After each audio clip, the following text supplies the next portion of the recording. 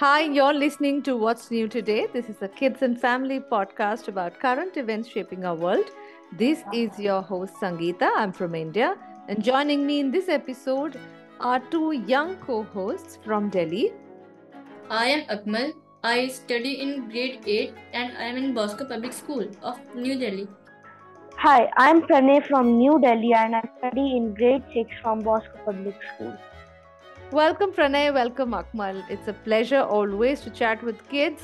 I hope you all have had a good vacation. I know school starts in a couple of days. In this episode, what we're going to be talking about is innovations made by children. Have you heard of children who have been inventors? Or have you only heard of adults who have been inventors?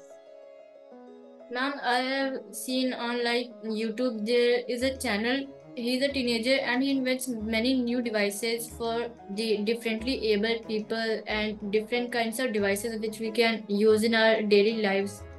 Wow, that does sound very interesting. Perhaps to encourage people like this teenager you're talking about, India has something called the National Innovation Fund.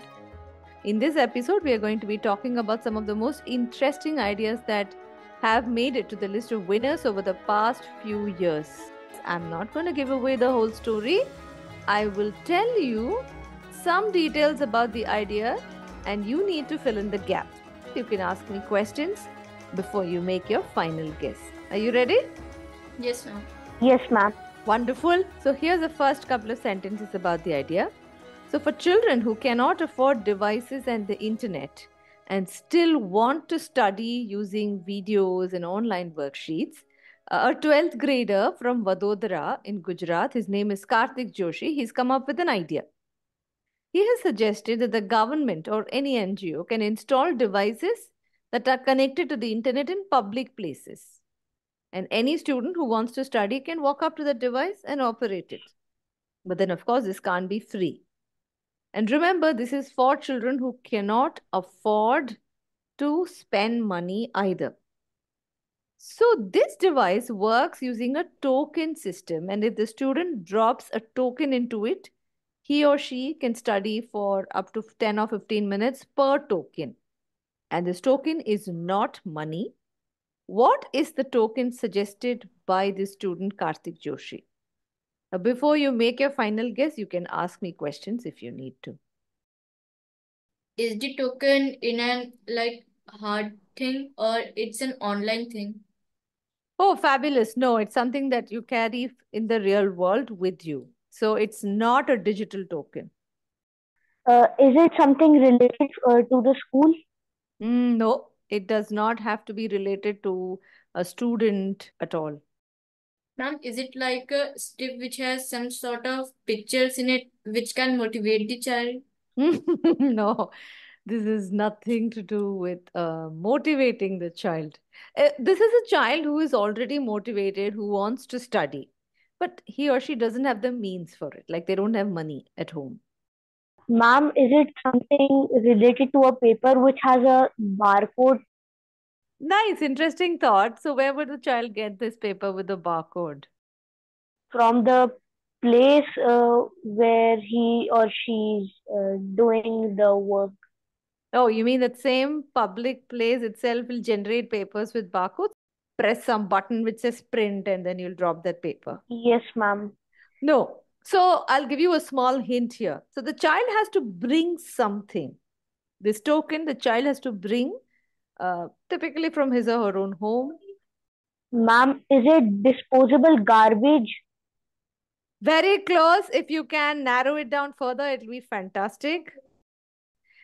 This piece of disposable garbage that we are talking about is something we can find in almost all of our homes. Ma'am, is it plastic? It is made of plastic. Narrow down a little further. No. Is it a Ma'am, plastic bag? plastic bottles? Yes, plastic bottle is the right answer. An empty plastic bottle will act as the token. So, for every one empty plastic bottle that this child can drop into that, this place which will have a device, which could be a laptop or a tablet with internet, the child will get 10 to 15 minutes of time to access whatever are their learning videos and worksheets. So if they bring 10 such, they can, work for a much longer time. Wow! What do you think of this idea? And this idea is very good. And in many countries, there are machines which give money to people in return of plastic bottles. Really? Which countries have you seen doing this? Ma'am, like in the videos I have seen, like USA and Canada, like countries, and Switzerland have these machines in which we can put plastic bottles, and in return of that, they give us money. Oh, wow.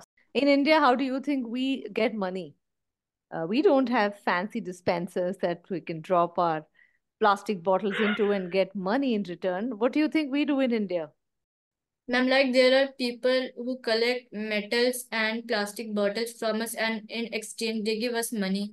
Absolutely. So the recyclers who come to our homes in our neighborhoods, take all of this and they give us money in exchange. The countries you're talking about, like the US or Canada or Western European countries, are a little labor scarce. They don't have as many people to do this job. So they'll have all these fancy devices where you can drop your plastic bottles and get money in exchange. But there is a school in Africa which operates to serve children who come from the underprivileged background. And the school takes its entire fee only in plastic bottles. That's a nice idea. Yes, right? So they'll take all the Yes. plastic bottles Yes, of the kids, ma'am. and then they can dispose of and make money from the recycler. And that's one other way by which they keep their neighborhoods a little cleaner. Fabulous ideas, right? I've just got one more idea, which also won an award from the National Innovation Fund of India. This is an idea from a 12th grader from a place called Virudhunagar in Tamil Nadu, and her name is Madhumita. So she came up with this tool for the hearing impaired. So people who are deaf, but these are people who also drive two-wheelers. Now they can't hear when somebody is honking or even just the sound of engines of vehicles coming from either side or from behind, right? So she came up with a device that can help people who drive two-wheelers who are also deaf to be able to react appropriately when there are vehicles coming from behind or from either side. Do you want to take a wild guess what her innovation might be? A sensor which catches the vibrations and then figures out what thing it could be, just as a honk or a motor which has been started. You are on the right track, Pranay. Just take that idea and run a little bit ahead. So, this is a sensor which is going to be studying vibrations. Absolutely right. I don't know if it's going to convert it into a honk because a honk is not of much use, right? Because the person who's driving is anyway deaf. So, a honk is not going to help them. Ma'am, is it a display which is on vehicles? Good question. It's not a visual display. I'll let you figure out what mode they are using to communicate, which of the sense organs they're going to use to communicate this to the person who's riding the two-wheeler. It is not the visual part. Ma'am, sense from the touch. Yes, it is by using the sense of touch that the deaf person can receive that input. So where do you think this will be placed on the two-wheeler? Ma'am, somewhere near the handle or the brakes. Brilliant. It is very much near the handlebar. I want you all to think and tell me, why do you think they avoided having a display? Ma'am, because the driver would not be able to focus on the area and instead he would be looking at the display. Perfect. So there's only so much the mind can also take, right? You've got to look at the vehicles in front, the traffic signal, if maybe there's a traffic policeman who's waving and someone's crossing the road. And if you've also got to look at a display screen to understand what's coming from behind, it can get a little overwhelming for the deaf person. So that's why they've kept the sensor. So, so the innovation is this. Madhumita suggested that there should be a sensor on the two handlebars of the vehicle. So any vibration that the vehicle senses on the road, it collects that information and that is passed on the respective side of the handlebar. So if it's a vehicle coming from the right side, from behind, it'll come on the right handlebar. If it's coming from the left side, it'll come from the left handlebar. What did you think of this innovation? It is a very nice innovation, and she had used much of her brain and intelligence. Yeah, I agree. It's better than studying for exams. She's applied all her learning in coming up with a practical solution or a practical application in her real life as compared to just poring over books. On this note, I just wanted to leave a small message to a lot of our listeners. It's very interesting that many of the winners of the National Innovation Fund have said that they are not necessarily toppers in their schools. Whoa! So these are people who like to understand the concepts extremely well. So there, they will pay full attention to the teacher when they are teaching. They will also go over the textbooks, but they may not necessarily do very well in their examinations, but they try to use all those concepts and apply them in the real world in a very sensible manner. So, what is your big takeaway from these two innovations? Or is not a topper enough to make things, then also he has capabilities and he can do many wondrous things. Ma'am, the idea inspired me that whatever you have learned, if you put that in a particular place, in a good area, that will really help the world and you as well. Yeah, that is true. Let's not just stop at learning things from our textbooks. Let us really start building something very, very useful for the real world around us. But I think it also leaves us with one small little point that, think about this girl, Madhumita, right, who's developed the sensor for the deaf. Think about this boy, Karthik Joshi, who's the one who developed the system that you drop a plastic bottle, that can become a token. So these are people who are observing the lives of others around them. They are not just talking about solutions to problems of people who are just like them, right? So Madhumita is not deaf, but she's observed somebody else who's deaf and who's riding a two-wheeler, and that is what has inspired her to come up with this idea. Similarly, Karthik Joshi goes to a good school, but he's observed how there are children in his community who can't afford to go to school. So it is not just learning from our books or from our schools very well, it's also about observing what's going on in the real world around us, right? That will also help us come up with some Yes, ma'am. great applications that can solve real world problems. And now on to the next part of this episode, our quiz time. I have 3 questions for our listeners based on what we were talking so far.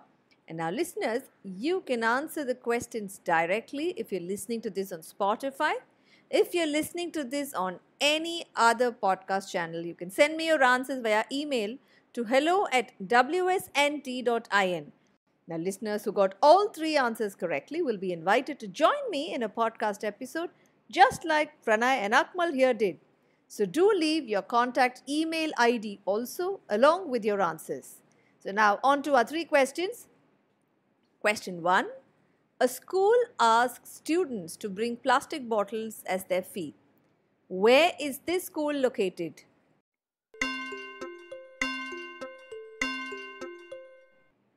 Question 2. Say true or false. The innovation for the deaf who ride two-wheelers displays a screen with additional information in front of the rider.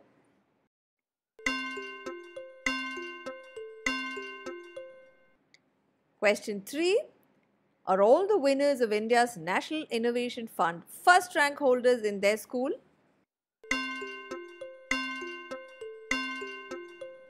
Remember, leave your answers and your contact email IDs if you're answering on Spotify.